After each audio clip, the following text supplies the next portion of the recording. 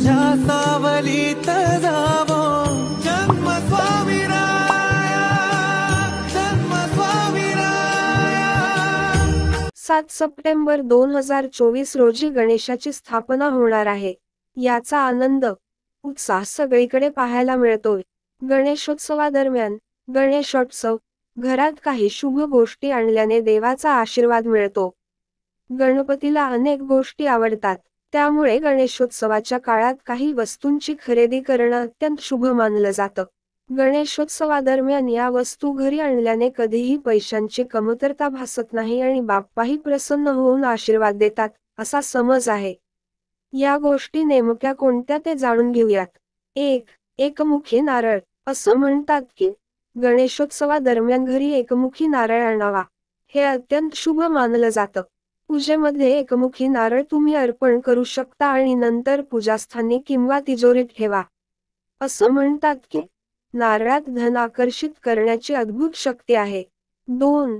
गणेशाची मूर्ती। गणेश चतुर्थीनिमित्त अनेक जण घरी मूर्तीची प्रतिष्ठापना करतात, मात्र यानंतर गणपतीच्या मूर्तीचे विसर्जन केले जाते। त्यामुळे गणेशोत्सवाच्या दरम्यान तुम्ही छोटी गणेशाची मूर्ती किंवा गणपतीचा फोटो घरात आणू शकता। तसेच घराच्या उत्तर दिशेला ही मूर्ती ठेवा, यामुळे घरात नकारात्मक शक्तींचा वावर होणार नाही। 3. शंख। हिंदू धर्मात शंखामध्ये लक्ष्मीचा वास असल्याचे मानले जाते।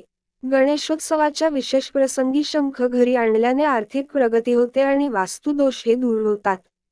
त्यामुळे या दिवसात शंख आणून गणपतीची पूजा आणि आरती झाल्यानंतर दररोज शंख वाजवावा, यामुळे सकारात्मक ऊर्जेचा प्रसार वाढेल। 4. कुबेर देवता। भगवान कुबेर हे संपत्तीचे देवता मानले जातात।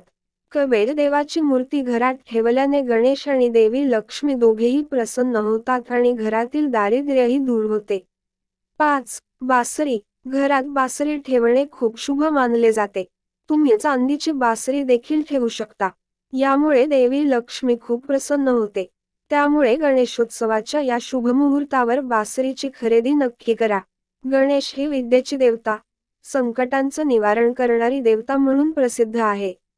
एखाद्या महत्कार्याच्या आरंभी श्री गणेशाय नमः म्हणून गणेशाची स्तुती व आराधना करण्याची प्रथा आहे। त्याचप्रमाणे अध्ययनाच्या आरंभीही गणेशाचा नामोच्चार करतात। हा देव सकळ विघ्नांचा हर्ता व मंगलमूर्ती असा मानला जात असल्यामुळे या देवाचे पूजन सर्वांच्या घरी होते।